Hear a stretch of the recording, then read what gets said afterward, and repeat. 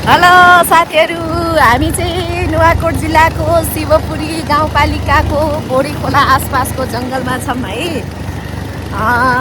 तपाईँहरूलाई चाहिँ स्वागत गर्न चाहन्छौँ मेरो सानो ब्लगमा। बाबु के भन्नुहुन्छ?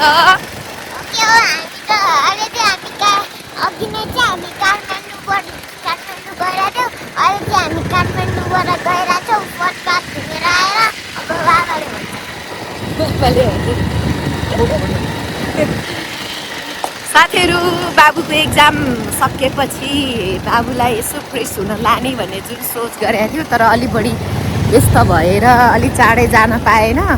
बल्ल आज समय निकालेर हामी घुमघाम गरेर फर्किरहेछौँ। फ्यामिली छौँ र यो वातावरण, यो यात्रा एकदमै, यो मलाई चाहिँ अलिक बढी जङ्गलहरू पुगेपछि चाहिँ एकदम छुट्टै आनन्द फिल हुन्छ कि, अनि रमाइलो पनि महसुस हुन्छ। अनि त्यही भएर जङ्गल आइपुगेपछि चाहिँ भिडियो बनाउन थालेको है।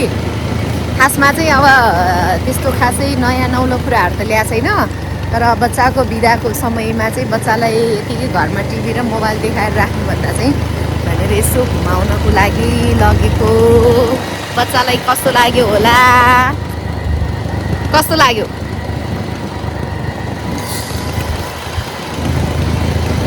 रमाइलो लाग्यो नि छोरालाई?